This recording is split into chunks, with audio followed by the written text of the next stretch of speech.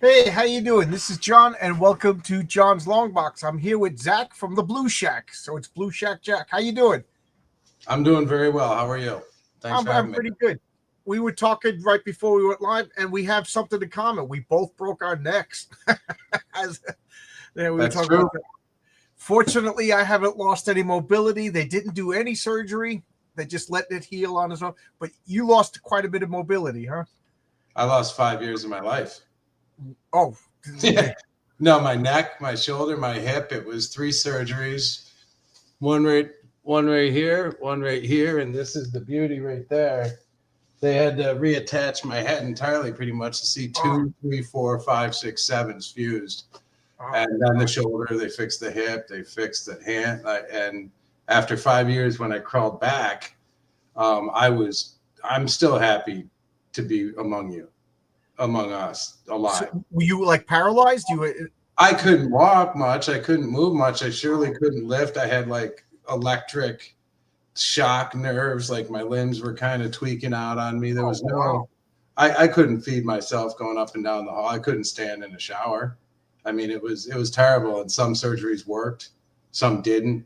So I'd have to wait 9 months just to go back for another round. So, oh my God, it was a little short. The 2017 to 2021, and when I came out of that is when I just decided I was gonna do whatever I wanted with my life. I mean, this is the only life I'm gonna get from here on out. So I take it you could still draw. You didn't lose hand-eye coordination, or did you have to go through therapy and learn all that again?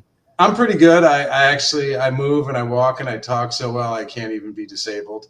So I have to keep trying to get jobs, which is ridiculous. So that's one reason where the comics are so serious. I'm not trying to put out comics and sell 50 copies, 100 copies, 200. It's none of that. I'm trying to build a much bigger picture, which I'm familiar with the process. And the beginning of this, I mean, right now I got a Kickstarter. I think I got 6, 7 people on it. We've had 33 or 4. You know, we pass the bar because people, you know, they like me, they know it's eventually going to work, and they're here to support me in the early days, and we keep picking up new people. But I see guys out here killing it, and I'm like, someday maybe I'll catch up, but right now I'm just making the books and printing them and focusing on that, and we'll let the rest come later, because right now all I want to do is make comics. Hey, RJ, how you doing? I'm doing great. Sorry, I'm late. Hey, RJ. You get attacked by a Bigfoot or something out there? Watching Bridge Over the River Kwai, I didn't realize what time it was. At least you're watching a good movie. Well, I don't know what Jim O'Reilly was supposed to be on at 7 o'clock, and he didn't show up. So was he watching a movie with you? No. So what You Geeks Do Network, who made my opening music, thank you. I always got to thank him. He's excited for my copy.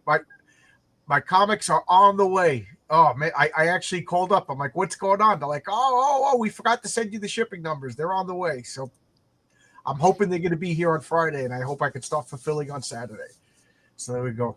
So let's bring up your campaign, Zach. You were talking about Kickstarter. So sure. Hey, see, look, 6. Woo! I called it. I got to accept all the. I cleaned out the cache on my computer, and it's driving me crazy. I have to log into everything. I can't remember my passwords. All right. So what? So this is your campaign? Yeah, it is. Play the video. It'll do a lot better than we can talk. It'll show the artwork. Brian Shearer, Mark, and my cousin made this music.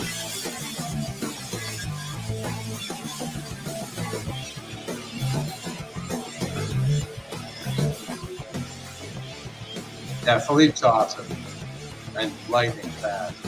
And I don't want to talk.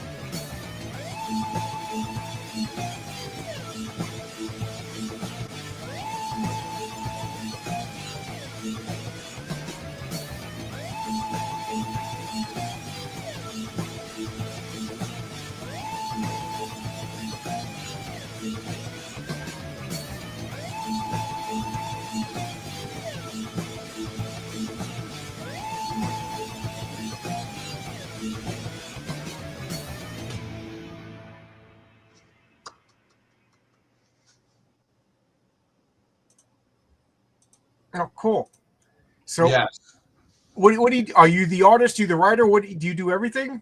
I wrote and I created the character and the story, and I've got Brian Shearer, who's awesome, on pencils, Mark McKenna, who's on ink, and Philippe Baraju on colors, with Desi Cienti, who pretty much letters and lays out every book Blue Shack has got to date. But no, the art team is dead professional right now. I mean, everyone's taken care of, everyone's paid, everyone's treated like the professionals they want to be treated as, which is one reason we get a lot of people coming over, is they're treated right. And it's not up to them to see that I have a successful campaign. It's not up to them to worry about if I'm raising enough money on a Kickstarter to eventually make it work. They want to do a job, get paid, and then see the product come out. And that's the part that I'm making sure that I take care of is my job is I'm the editor-in-chief, which leads me back to the beginning of all of it is interning at Defiant and falling under Jim Shooter as his intern, not an intern to cut the boxes or get the coffee, which I did, to make copies, deliver art, which I did. It was to learn everyone's task, not, a penciler or an inker or a letter. I saw them all. I dabbled in all. I talked to everyone, Janet Jackson, Alan Weiss, Joe James, David Lapham, Charlie Adlard, George Jantes. There's so many, Gray Williamson, Greg Boone, and they were all working in a bullpen. And when I wasn't like breaking down boxes or something, I was allowed to go over to the desk and go, why is that line thicker than that one? Why'd you use the color green? You know, things like that.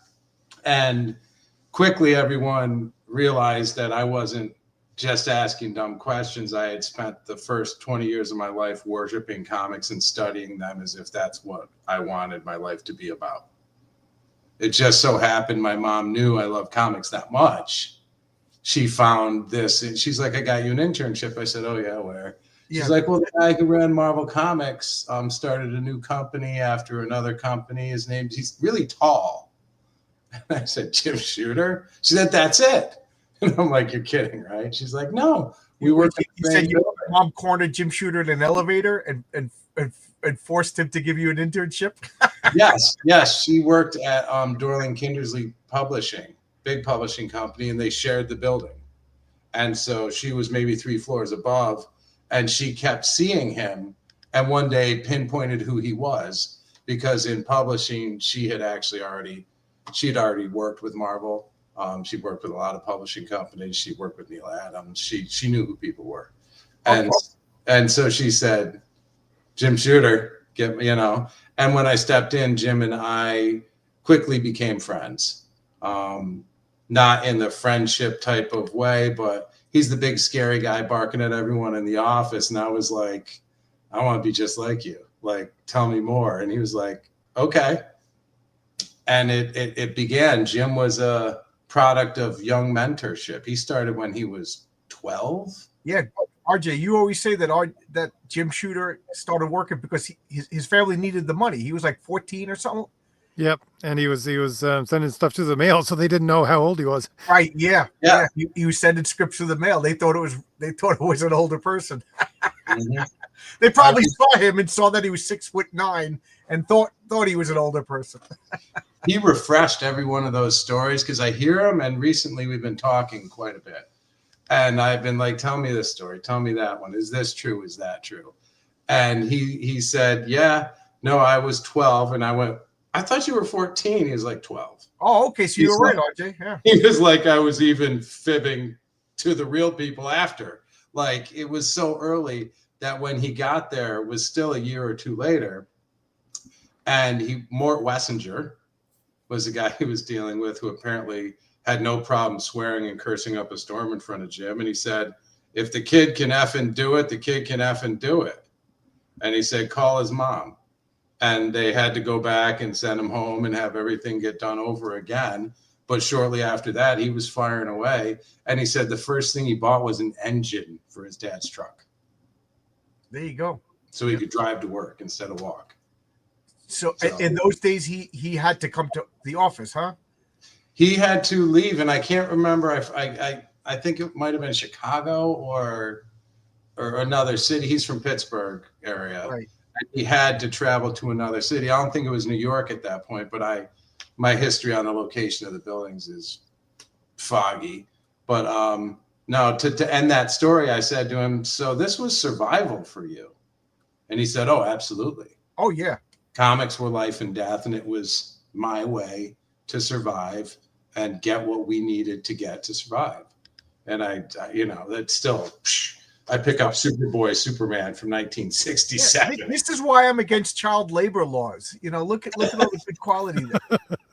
Look at all the Jim Shooters we're not going to make. Yeah, these the coal mines, builds character, right, RJ? Out there chopping wood. Uh-huh. So what is Blue? So you interned with Jim Shooter, and I was looking at this impressive resume. You work for Details Magazine, GQ, Vanity Fair, and everything. What is and now are you doing more than just comics? Are you doing everything, or?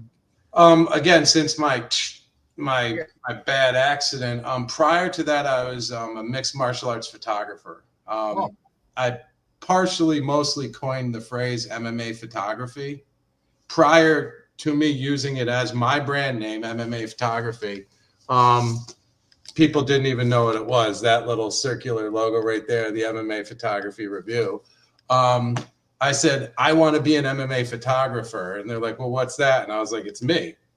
And I went to 50 shows a year, and I shot cage fights for about 10 years, 400, 500 fights. You said you left comics. Comics was just something that was bothering you. Comics. Okay, let's backtrack then. Yeah. I'm sorry to be jumping around here. No, Defiant. I was there. I was doing that. I became the art director. I'm not director, manager. I made 3 copies of every ink to give to Janet to color or so-and-so to color.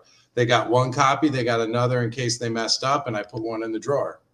If they messed up 3, I had to go get more to put 1 in the drawer. So we always saved a copy, and everyone got theirs, which is pencils, inks, colors, letters, acetates, overlays, everything you have to do with registration to get it to the printer. So I was skilled and familiar at making the comic physically, not drawing, not penciling. Okay, yeah. All the technical aspects of it. You give me the stuff. I'll tell you this, man. I got a crash course in the technical aspect. I mean, it's different on computers, and man, that was the roughest part of making a comic. Oh, it's so easy now. RJ, what do you think? I have the best printers in the world, and they just hold my hand through the whole thing. You don't have to do pre-press and get all your files together and everything? Well, I get them all together, but usually they come back to me and say, let's move these things around a little bit. Yeah. Thank God I had excellent people, because I'm sure both of you guys can agree. Getting the art, seeing the colors, seeing the writing, that's all fun. And I tell you that my favorite part was seeing the lettering and then moving files, transferring, and oh my God, what a nightmare. What a nightmare. But anyway, I'm sorry to interrupt you. No, we're good. No, so Defiant got up to that stage where I was managing the art as well as unjamming the copy machine and going to Kinko's 20 times a day, because that's where we got all our artwork done. One time I had to fly to Quebec to deliver Dark Dominion on time, because they were like, if you don't get it here by 6 a.m., no book. Oh, wow. And so they call my mom's apartment, and I'm on the couch, and they're like, Zach, it's Jim Shooter. I'm like, okay. Hey, you want to fly to Canada, kid? I'm like, what? He's like, you got a passport? I'm like, no. And he's like, do you need one? No, never mind. Just come. And they sent like a limo car to my door, my mom's apartment. I got in it, and it drove me to Defiant. And I came up, and someone runs over to me with a package and goes, whack. And they go to where they take you. And I was like, where? And they're like, Canada. And I'm like, you're kidding, right? And so I had to get on a plane, fly real fast, get to Canada. How old were you? I was 19. I just turned 19. I wasn't young, but still, I'm carrying the book in my hand, and they're like, get it there. And I got to see the Quebecor printing, which is I'm picturing the Blues Brothers. You had it handcuffed, like the suitcase. Yeah. Well, I felt like that. I was definitely like this because I had no bags. I had nothing. They're like, oh, you want to put that in the overhead? I was like, no. And I didn't even look at it, be honest with you. I didn't even open it. I was like, this is so precious. But I did stuff like that. I organized Jim's comic book collection in his apartment. So I saw his books. Oh, man.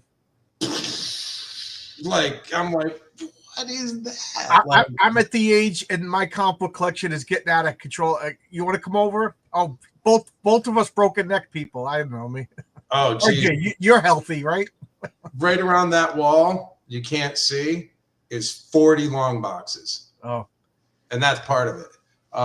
It's how I fund the company. I got 150 behind this wall right here. Well, so your house is built on cardboard. Yeah, my house is made out of long boxes. Yes. Excellent. There's no other way to be. They keep the heat in. They're good insulating material.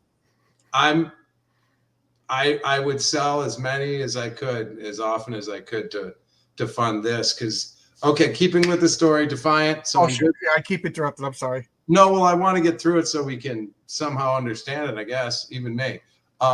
So Defiant, and it gets to the point where it's 9-10 months I'm interning there, and I got $5 and 2 Subway tokens a day. That was $7.50 back then. Right. 93, 4. People don't know what tokens are, but yeah, I do. So I had to ride home and back. I got to, and I would walk from 34th down. So I'd save the 2 tokens, and I'd be like, oh, suckers. I made $2.50.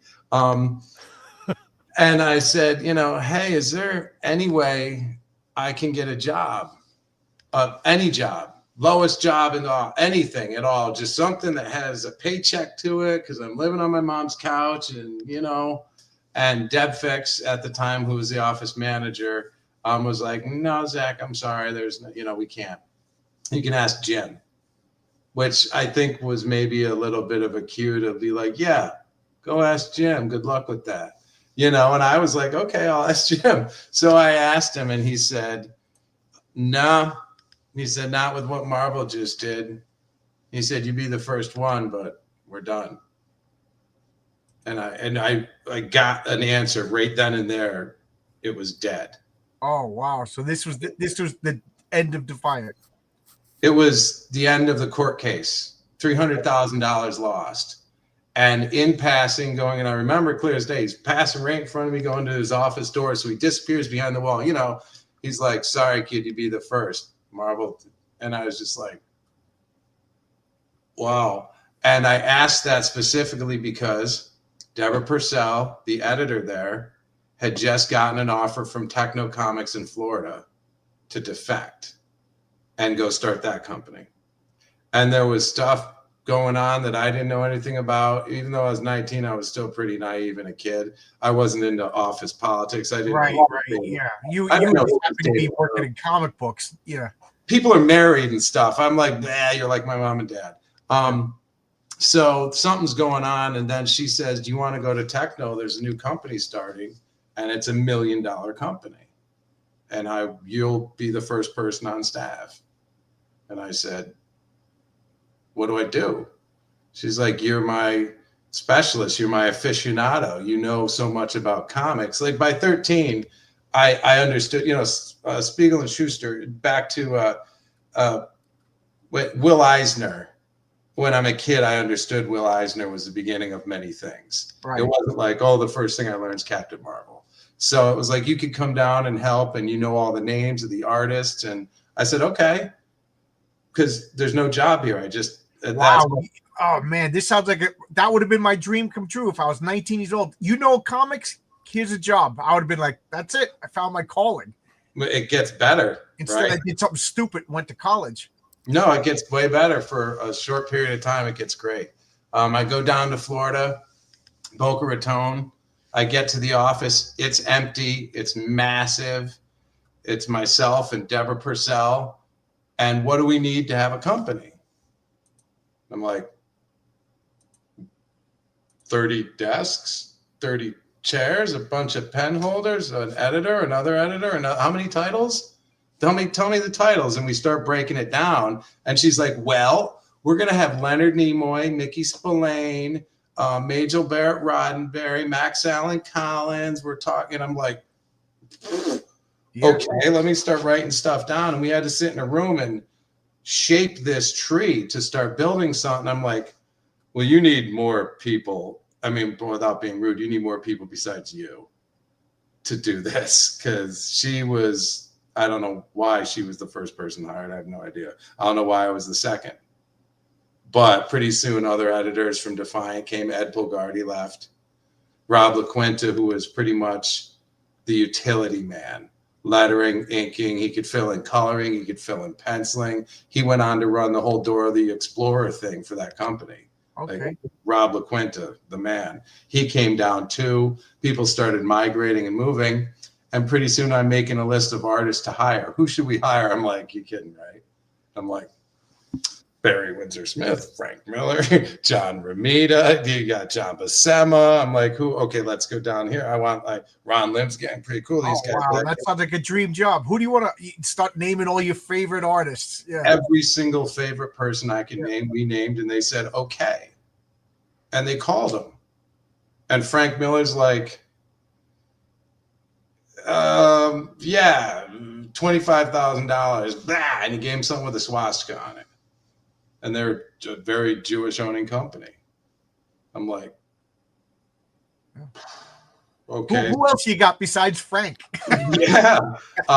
Bill Sienkiewicz came along and did several covers. There you I go. got to actually talk with him. They invited Gil Kane. Gil Kane came in and said, I am not staying. How you doing? I said, will you sign my Savage Sword of Conan, Gil? Well, And I mean, they weren't offered like freelance, like just, work at home. they were offering whatever they wanted, but a lot of people could smell a dead rat. Like that company, and this is the craziest thing ever. That company was founded on, you remember the Sci-Fi Channel? Yeah. And you're old enough to remember before it was on, there was 3 years when it was only a commercial, no channel. You kept looking for it, but it didn't exist. They owned it while it didn't exist. All they did was take pieces of paper and make an ad with a spaceship and say the Sci-Fi Channel and run that as a commercial forever, for years, until someone bought it for $10 million. The idea. And they took that money and made Techno. And how long did Techno last? I mean, I remember those Less titles. than 3 years. Less than 3, most likely. I'm already beating Defiant and Techno. And many people who have Kickstarters and friends, and whatever, I mean, they do $10, $20, $30, $40,000. I mean, I'm not embarrassed or sad or happy, but I'm like $1,000, $2,000. I'm not even in the right tubing, streaming audience, people following me, feel it all. But I've been here longer than they have. And I put out 6 books quickly. And I'm going to be doing 6 a year. Yeah, I mean, this is my first book. I did $7,000. I can't complain. I wish. RJ, right? What are you on your 3rd book now? Yep. Yeah. Well, I'm about to start the campaign for the 4th book, but 2nd book is out and 3rd book is still being worked on. Yeah. Send love, whatever magic elves you got that help you out. I mean, all I'm saying is give me a shot, because if a book costs, which I'm not sure what range people work in, but you can get a book done by pencil, inker, colorist, letterer, 4 different people, and writer for 5,000 on the real cheap, 10, 12 on the expensive. And that's for all the way to Marvel. You know what I mean? That's if you pay people nicely. Wow, I'm on the Marvel end. Well, no, if you're paying someone 120 a page, even it's $2,800 a book times 3, 4, that's 8,000, 9,000 in art. Printing is your other cost. Yeah. So the art can cost from 4 to 10. And I'm not asking for 4 to 10 when I make a book. I'm asking for $6. Buy one, because I went in business and I printed a lot of books and I want to sell them. And conventions, I sell 50 or 100 every show. The kids love it. Anyone who reads it's hooked. And the bigger sandbox world that's going on, I'm telling you, if you dare to get into it and start messing around, it's basically like I made a Marvel superheroes version of D&D world. Oh, cool. That now people are getting into, and you can move and feel, and there's different people, and they're all equalized on the same plane. But you have to build it module by module, adventure by adventure. And each one of the characters is a different direction of the world. Oh, cool. But the same world. These are neighboring cities even. With the rise of Dungeons & Dragons, I found that Dungeons & Dragons it's like a sine wave. It gets really, really popular, and then all of a sudden it drops. Right now, it's at a high point. I've played D&D for 40 years. I love it. I love the older rules better. And I think what's happened now is the mechanics have turned more. It used to be a game of mechanics, right, where dice dictate the world. Now they're saying mechanics mean nothing and emotions dictate the mechanics. Absolutely. Yeah. And I'm like, why have dice? Right. I talk about this all the time. I kind of bust RJ's chops because his brothers played and wouldn't let him play, right? Yeah. So I've been playing, and I don't know. I'm an anal retentive. Like, I hate when people say they're OCD when they're not clinically OCD. It drives me nuts. But like, I loved all the mechanics and numbers and dice and keeping track of how many arrows were in your quiver and things like that. That's what hooked me on, to the point me and my friends probably were like some of the last holdouts of grasping onto the mechanics before we started realizing it's a role-playing game. You know what I mean? Like, it was a numbers crunching game for the longest, but then I really embraced the role-playing game. But you have to remember, it's numbers, it's dice, it's probabilities, things like that. And then I found another group when I went to college that played Vampire the Masquerade. Mm-hmm. That's the first time it was like, why are there dice in this game? It's all about feelings. Yeah. And I didn't really like it because it turned very argumentative. Mm-hmm. You know what I mean? If there's not hard, fast rules in a role-playing game, like, it turns argumentative. So I went back and I kind of hit, I did the Svengali, and I got all my role play. We play this game. Nice. You ever played this? I have not. It's a superhero role-playing game, and I like it because, again, in Dungeons & Dragons, you can have an 18 stat and everything and still have 4 hit points. Right. Because you rolled a 4. I don't know what the new mechanics are. I stopped at the second. But this, if you have an 18 and everything, you're going to have close to 45 hit points at first level. You know what I mean? Because your stats directly correlate to everything else. It's very mathematical. But at the same time, once you make up your character, you don't really need to know all the math anymore. But at character creation, everybody always looks at me like, whoa, just simmer down and enjoy it. Yeah. But anyway, and I know Yang's ears are he's all about D&D. He has a campaign he just finished up. I agree with what he just said. I didn't even read it. I just brought his name up. It changed from a game to collaborative storytelling. Yes. It's at the risk of alienating people. It's almost turned into therapy sessions. And yes, 2E rules. Someone just put up the 2E. Yeah, Jon Snow. That's where I stopped. I bought everything for second edition. I tinkered up to 3, which 3 I found like skills and the difference in skills was interesting and kind of fun. And I saw some things that would be fun to carry over, but keeping it to where here's the way I see it. The dice dictate if you get hit in the knee with a stick. The role playing is how you react. Right. Oh, my knee, my guy hops Well, the role around. playing is the decisions, the motivations, how you interact with NPCs, And the dice and the game dictates what happens in a way that is out of your control. Right. So that you have to role play life in a way, an event that's random, not some just controlled thing. Which role playing in that regard is fine. I have no problem with people just going off. And I mean, we used to do it in the woods. My friend Jimmy, who's probably watching tonight, he loves role playing. And then I got my friend Paul, who's probably not watching tonight. Paul, you got to watch. He's more into the fights. He's more hack and slash. But I like having them both because it brings out both parts of the role playing game experience that I really like. But I don't know. I hear about the new, and it's just like, what are you doing? Like, I remember as a joke, somebody had sent me a link to a questionnaire that you fill out. Like, what triggers you? Are you scared of spiders? So I downloaded it and I gave it to all my friends as a joke. Keep in mind, I'm 54 at the time. These guys are all in their, I was hanging out with the young guys. They're in their 20s and 30s, and they all just started filling them out. And I'm like, does nobody understand that this is funny to me? I was expecting everybody like, what is this crap? They were taking it seriously. No. RJ, when are you coming down here to play some role-playing games? I'm the board game guy now, John. I love board games too. I got my board games nights on Mondays and Tuesdays. So, Scythe. Oh, I love Scythe. RJ, have you played Scythe? No. Oh, it's so good.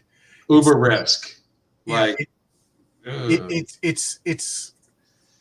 the only way to describe it to people who aren't really into games, it's Risk squared. It's like Risk almost mixed with a little bit of role playing. It's 17-turn Risk, like 20-turn Risk. What's that? 20-turn Risk. Yeah, the game ends. But it's. I'm going to about to say a bunch of board game non-jargon that people aren't going to get, but it's a European game, hybrid American style game. American style games are Risk is the ultimate American style game. A lot of direct conflict, a lot of dice rolling. Whereas Euro games are less conflict and not as much dice rolling. So yeah, what's that? Oh, that's the it's just an expansion of the expansion with the ships. Yeah. Risk Scythe. Great art. Like you've probably got it right there. Scythe is right behind me, but I think it's behind all these comics. I'm not going to move them now. No, but I've got everything for Risk. I got a gigantic playmat, and this is one of the things that gets me about Risk is it's all the plastic pieces are the American style direct conflict, and then all the wooden pieces are the European style, like area control, and it's just such a clever game. It's Jamie Stegmaier's best game, if you ask me. Actually, maybe Viticulture is his best game. I love. Do you ever play that? I have not. It's a game about you own a vineyard and you make wine. It's such a fun game. Both. But I love Scythe. Old Dirty Fatty says he's actually OCD and he stopped taking his meds. Is that dangerous? I have no idea. Is that working out? Way to get stuff done, maybe. I work with a couple electricians that are OCD, and man, is their work, oh my God, but they take forever to get it done. But like, if you need like a showcase piece done, you get some of these guys, and then just leave them alone. Don't touch their tools. They'll get mad at you. Yeah, Yang is the D&D aficionado. Yep. He just finished up his campaign, Empire of the Undying Sun. Yang, how's it going? And we'll bring up something more intense than Risk. I used to have physical fights with Risk. Yes. The story that I was playing, me and my friends, we play Risk all the time. We get in each other's face. We'd yell and scream. Our tempers would get heated, but nothing ever happened. And we had my friend Joe over here and my other friend sitting next to us. And then my friend Sean showed up later. So he wasn't in the game, and he was annoyed that we started without him. So he was taking a tennis ball and bouncing it against the wall. And I kept saying, Sean, you're going to knock over the board. We've been playing for 2 hours. You're gonna knock over the board. I'm gonna get pissed. I'm not gonna knock over the board.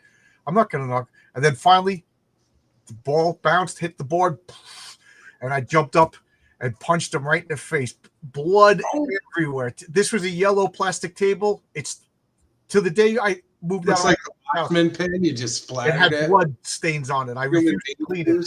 I would point to that table and be like, "This is what happens when you mess up the board." You know. So there you go. RJ, I know you're a peace loving guy. Did you ever hurt anybody playing a game?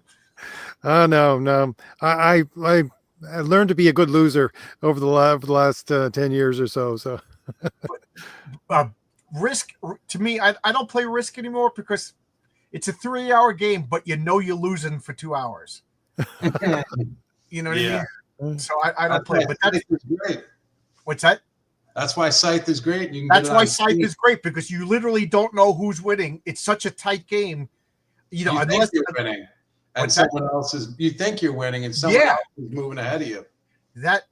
You know, I haven't played Risk. I haven't played Scythe. I got that Fenris expansion. Play it on Steam. Yeah, I gotta play it. Yeah, I got the player mat. You know, I gotta break it up. It's a longer game, and after work, you know, we kind of finish up around 8:30. You know, so that's a Saturday game. You ever play Twilight Imperium? Yes. Oh, okay. All right. So you that's it. That is the grand nerd poobah game of board games. RJ, this is playing Dune, Star Wars, Star Trek, all of those mushed together in one game for 10 hours with your friends. And it's got that tension of Risk, and then but the time flies by. Like when I play Thailand, we play like twice a year usually, and I cater it. We all chip in. I set up plastic tables. I put food over here. You know what I mean? And we sit at this table, and it's an all day event. Like guys call up their wives. It's like, yeah, what's Twilight Imperium? Like, okay, I'll see you at midnight. You know, nice. I love that. Having a lot of website problems, otherwise proceeding well. Yeah. Everybody's so. I distracted you about board games, but that's what I do. That's my charm. I don't even know where I was. Where was I? In so you were with Techno Comics. It lasted 3 years. Now, was it lack of sales? Was it mismanagement, or you don't really want to talk about? Oh, I'll tell it all. Techno for me lasted over a year. For them, I think they were 2 years, and maybe they snuck on. The ending of it, before it ended, it was still pretty cool. And all the stars showed up. Leonard Nimoy, I got to meet Leonard Nimoy. I got to hang out with him. I was on Entertainment Tonight with Leonard Nimoy. We pretended. Please tell me he was a cool guy. He was great. Okay, he was great. I had just got, this is my Leonard Nimoy. My chiropractor treated his mistress. So Leonard Nimoy's mistress would come to my chiropractor. They're still friends. She's still a client, and every once in a while,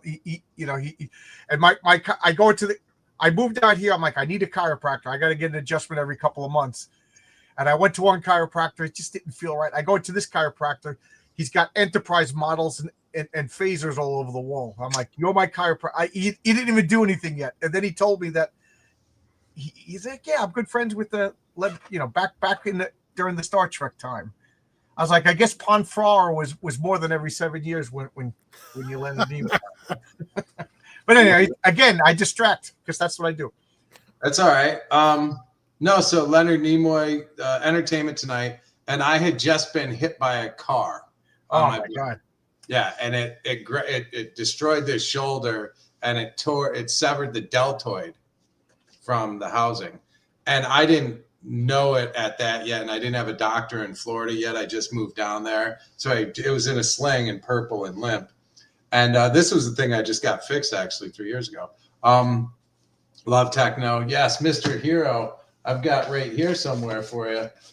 Someone just commented, and I've got whack that one. Believe it or not, I did the color guides to start the characters off. I didn't actually color this book, but I helped with the color schemes.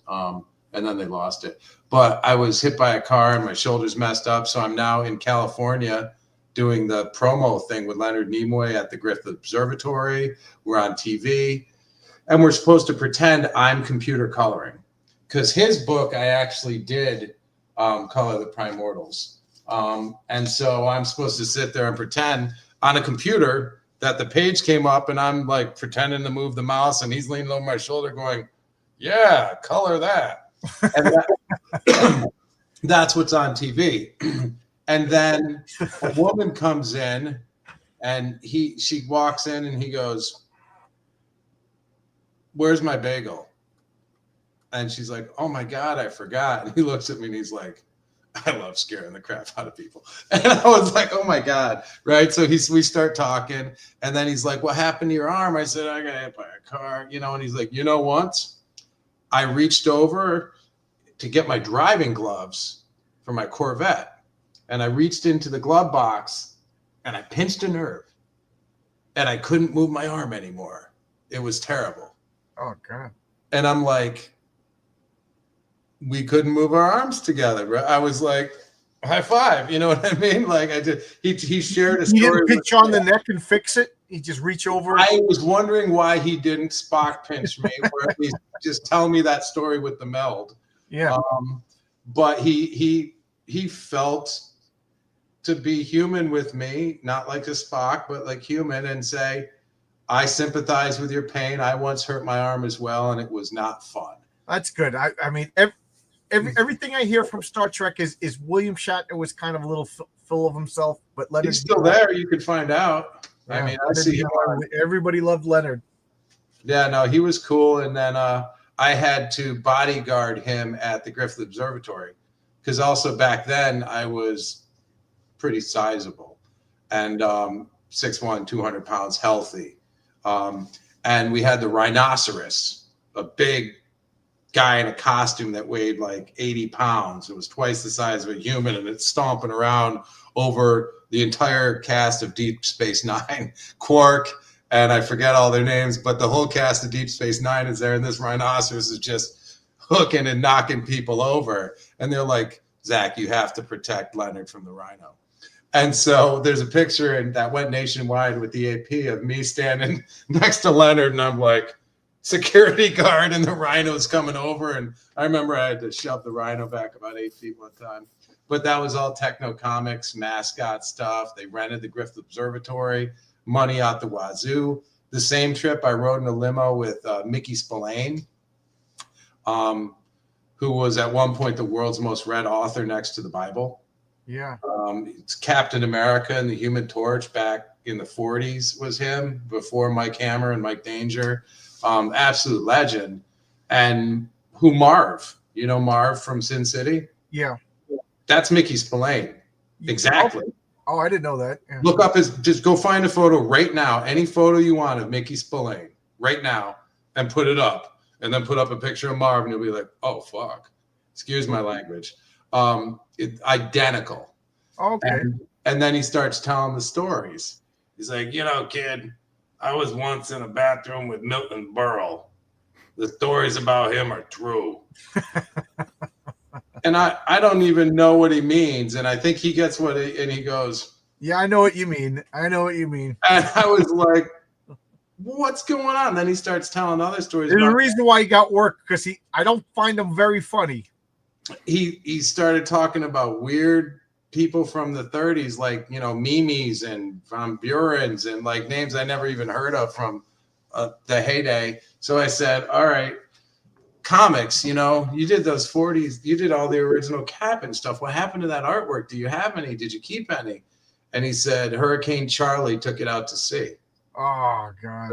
And I was on vacation with my parents when I was 10 in North Carolina, Nags Head, Kitty Hawk area. And Hurricane Charlie took our vacation house away too. And his house at the same time up the road about 2 miles, which I didn't know as a kid, but he told me later, and I said, no way. So when everything was all floating around, the history of comic books was in the Atlantic. Oh my God. Yeah. Heartbreaking. So, yeah. Jimmy Palmiotti just showed pictures of some of his comics in flood waters after the hurricane. It's heartbreaking. I mentioned that story too on his page. I said, you're in good company. You and Mickey Spillane both lost some of the most amazing collections. RJ, do you ever lose anything to weather or fires or anything like that? Mold is the only thing I've lost stuff to. So there's one box way in the back that I never got to for a long time, and I should have. That was about it. I when I moved, I put a bunch of comics. We had this little room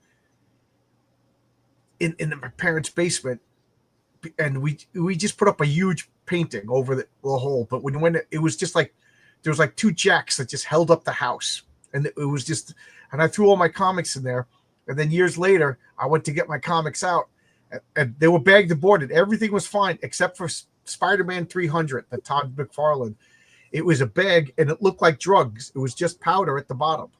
I don't know. So there must have been holes in that particular bag. You know, my whole collection could have been destroyed, but luckily, the bag. But it's funny. Out of all the comics to get destroyed, Todd McFarlane, Spider-Man, Amazing Spider-Man 300. I mean, I replaced it, but great comic book. So Techno went under. Techno.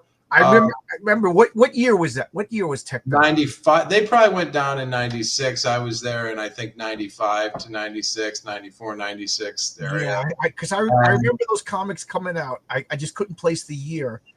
And then you were done for comics for, you said 10 years? Decades. Yeah, no, they did the Primordials, which was the best of their run. And Neil Gaiman missed all this stuff. And I found out basically they were making, back then it was easier. You make a movie script, you make a film in a comic book form. You've storyboarded it. Now you can see if it's successful. If the comic book works, it's worth making a movie. Just like they made the Sci-Fi Channel with just ads, no content. Right. They tried to make the concept for the future big blockbuster films with the biggest names you can find. And then get rid of the entire staff who made it was the other part of the plan.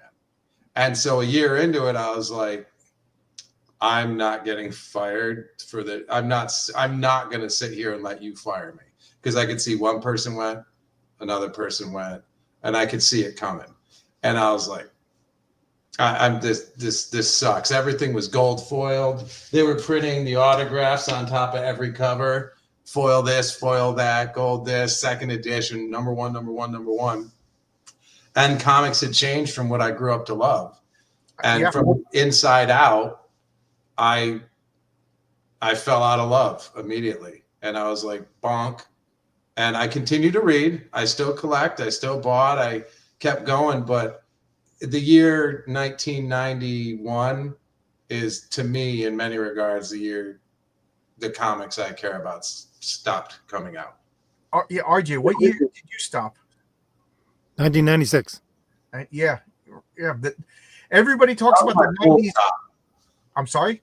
96 was full stop. I agree with that. I trailed on, but then it was like, yeah, everybody talks about like the 90s, like, oh, the 90s, they were selling a lot, but I guess I'm an old fart, because to me it was the 70s and 80s were the best, and that's what I'm trying to do with my comic is, just good guys, superheroes and everything like that. But the 90s, I don't know. I had a lot of problems with the 90s, and it seems like right now in all of the crowdfunding scene that it's like everybody's returning to the 90s, and that's their generation. Those are It's those are the 30, 40-year-old guys doing that, frankly. Yeah.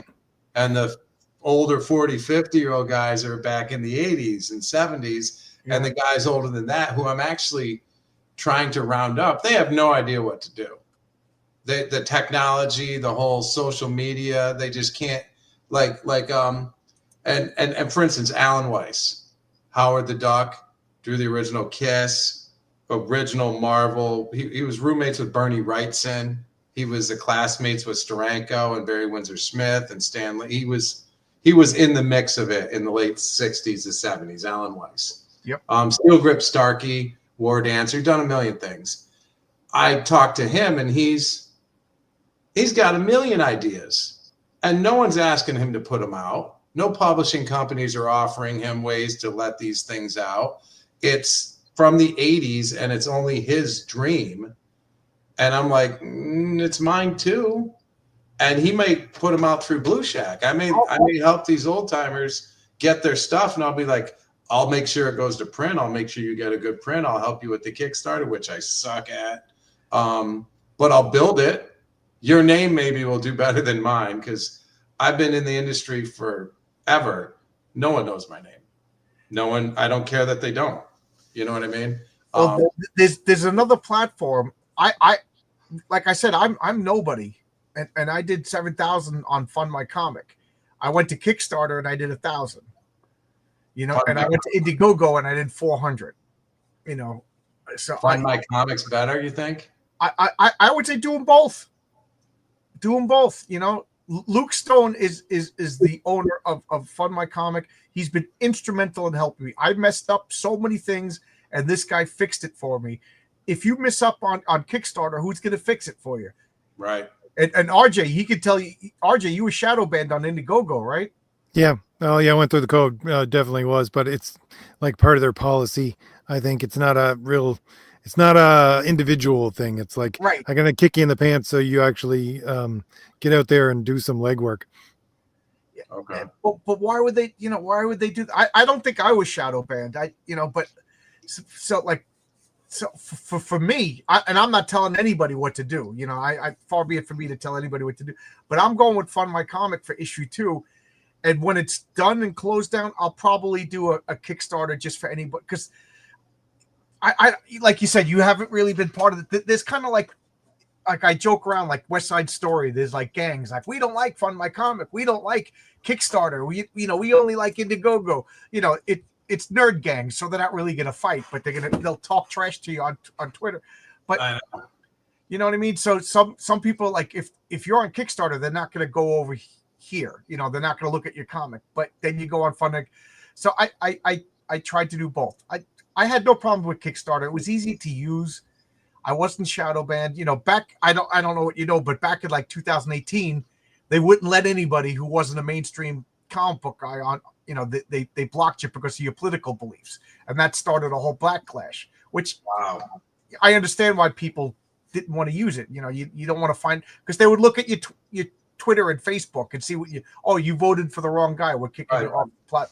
You can't do that as a publisher. You know that. Well, with regards to all of that, which is something that I wish I could tell a hell of a lot more people than I'm telling right now, which you have to understand it by being in this situation, if possible. You know, Rip Van Winkle missed a whole period of time sleeping. Right.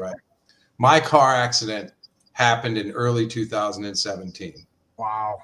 I woke up in 2021. So the world's like, I hate you and you and you. And I'm like, what happened? There's a meme of a guy who falls asleep in 2016 and then wakes up and he's, you know, I'm that guy. How everything, you're the guy. I'm that guy. And I came out and I'm like, hey, I want to make comics. And, and I'm like, holy. And then I see the two groups in the left and the right. And I'm like, I'm not about canceling people. I'm not about yelling at people either. And if you lived in New York City in the 90s, you had a gay roommate. You worked with gay people. You work with people of every color and stripe. I lived with RJ. Just take that as you will. Say that again. I'm joking. He said you had a gay roommate. I lived with RJ. Just take that as you will. Great. And the point is, it matters not even one bit. When you get to Vanity Fair, GQ, Details magazine, if there's 100 people, 80 of them are women, and 20 are men, and 15 of them are gay. Right. Yeah. And that was me. And I'm like, floor to floor to floor. I'm like, hey guys, I'm here to work. And they're like, Zach, come on in. And you come in, and the group of people was so much more open and friendly that after 2017, 2020 came around and people started claiming all this hatred, I'm like, since when? Like, not in my time. And I lived in the clubs in New York City. I modeled for a while. I've done theater. I've worked TV. I've worked sports. I've worked publishing. I've worked everywhere. And there was not a place for people to be bigots or Oh, a-holes. You just RJ, wouldn't do it. me and RJ could tell you back in the 80s and 90s, like the race relations, everything was fine. It was practically dead, and it seemed like Dr. Frankenstein came and jump started all of that stuff. It got a good kickstart. It was definitely in the 90s. I was a full-on punk rocker. We'd shave our heads. We would, and there was one club in Manhattan. It was called the Pyramid Club, and punk bands would show there. I used to see I saw now I'm blanking on the name, but not the Dead Boys, but a couple of the surviving members did, and the same with the Stooges, the surviving members, everybody but Iggy Pop. But all of these old school bands would play there and everything, and there would be.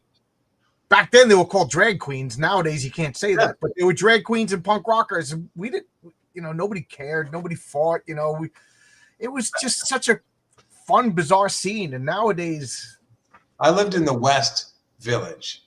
Oh, there you go. Yeah, That's a phrase.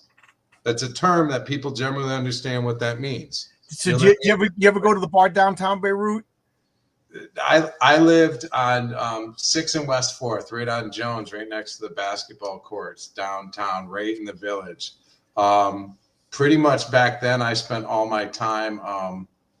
It just happened to be the club time, Twilight of the Tunnel, Palladium, and I was plugged in with Vanity Fair magazine, GQ Details, and Models. It was quite the time. Yeah, every weekend it was either now I'm CBGBs, downtown Beirut, Hogs and Heifers.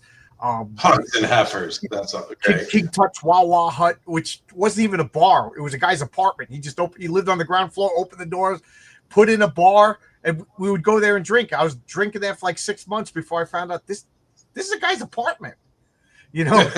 That's how he paid his rent. He just would buy beers. And, the city came and closed them down. There was all these cool places. The Limelight. Geez. Oh yeah. I missed the Mud Club. I was a little too young for the Mud Club, but we used to go to all these bands, and the city was great.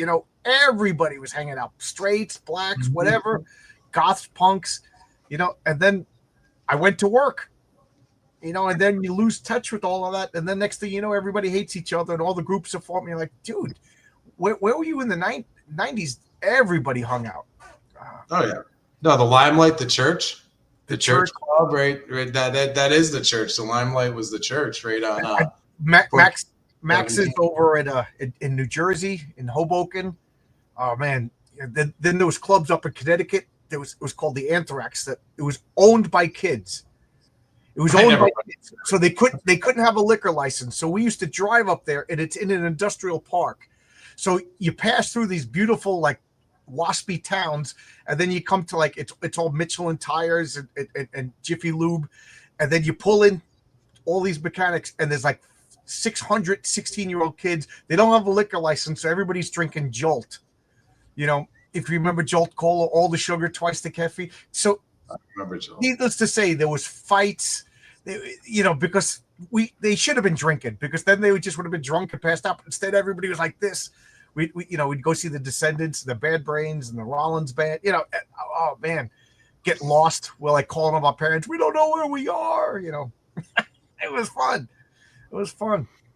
And then you woke up. Everybody's fighting, and you're trying to get to comics, and it's a madhouse. Well, and there's no. I mean, the way I see it now is it's this battlefield where the indie comic scene is, and in the middle is a wasteland.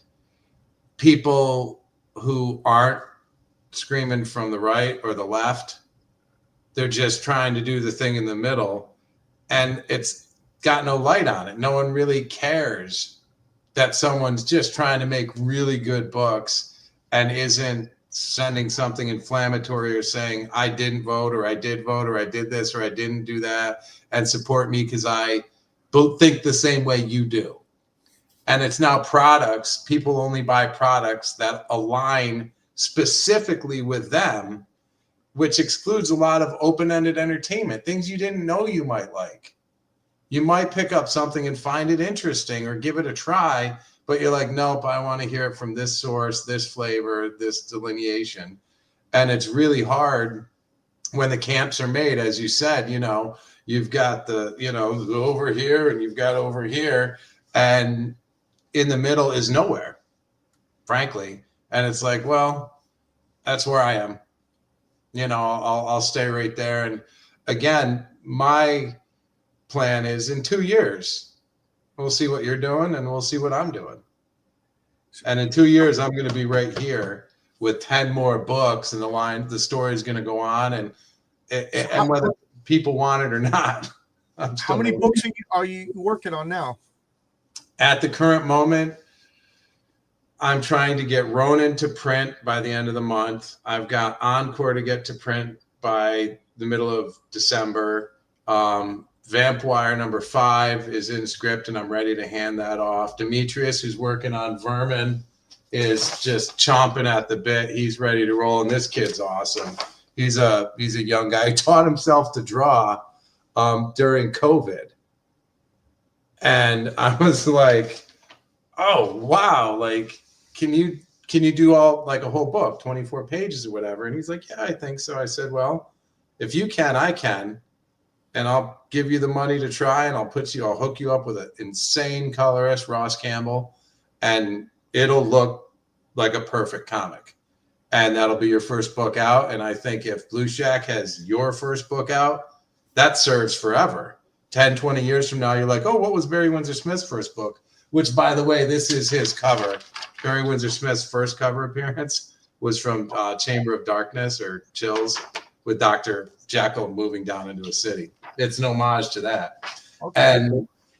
And then other people are picking him up. He's getting card sets over here. And I'm like, yeah, I know you're good. You know, just come back and give me another shot. You know what I mean? Because once you go. So where can we get your books? Right now, the Kickstarter's going, and we just started a Squarespace website, which I actually saw someone pasted up in the comments. Thank you. I'll bring that up. And again, it's a pathetic outreach of sales. I will admit it. There's no doubt about it. But it doesn't bother me, because that's people who really want to find a good comic will find it, and they'll be here. And it's not like 1,000 people are going to show up and start making my ends meet as far as cost. I'm not making what I put into it, not yet, but I plan to. It's the long run.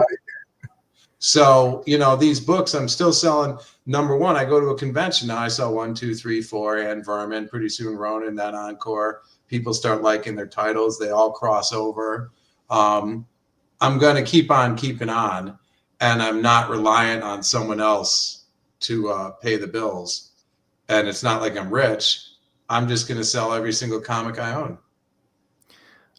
It's good to hear, and I'm glad to hear that you're going to keep going with the comics. But I have to bail because my stream starts in a couple of minutes. Oh, so yeah. nice to meet you. Thanks for your time, RJ.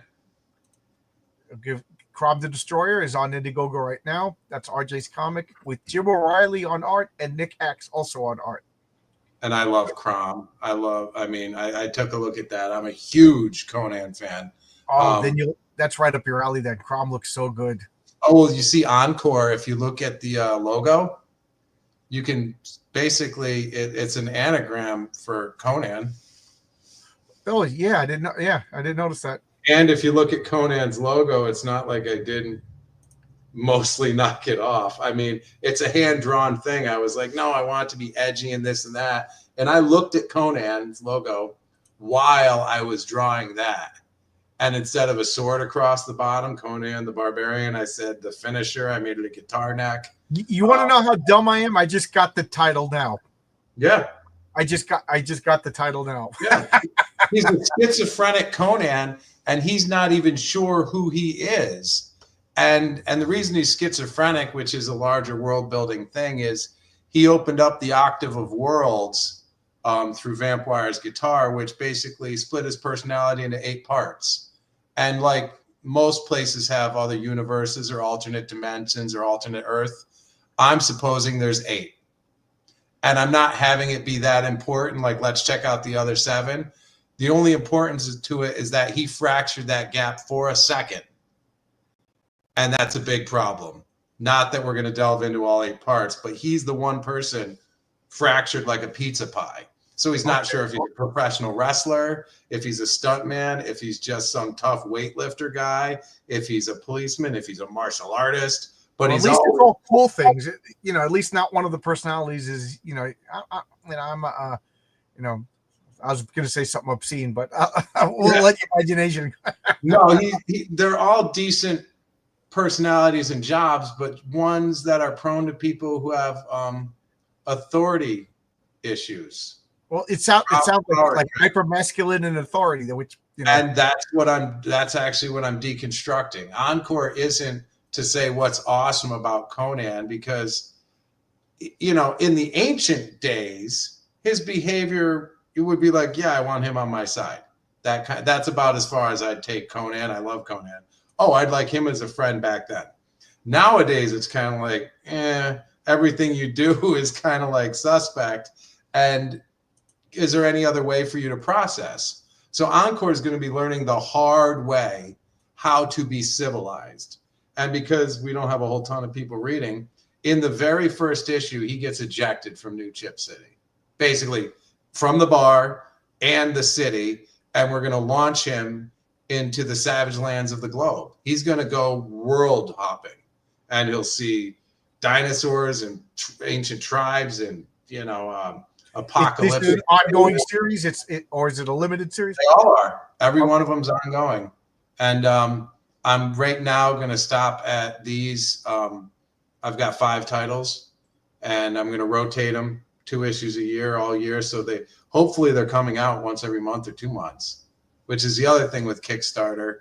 I just had one a month ago. And it's not like, oh, I need more money to help pay things forward. As you can tell, $109 isn't going to make this book. I take care of it anyway. And it's also my token of faith showing the reader, I'm here. I'm here. And it may take time. You may not come anytime soon, but people are still picking up Atlas Comics from the 70s and reading it for the first time. And I'm not saying I want to wait that long, but it's not the point of my life to make money doing this. Right now, I'm happy that I'm alive and I can make comics, and I'm uniquely equipped. I'm in the same boat, yeah. So I'm going at it full force. And the people behind me, I mentioned Jim Shooter. Jim, keep getting better. You got to fight on. He's dealing with some serious things. If Jim can pick it up and come around, he's joining Blue Shack. He already said he's behind me. Oh, good. Alan Weiss, Kiss, Howard the Duck. He said he's doing a cover.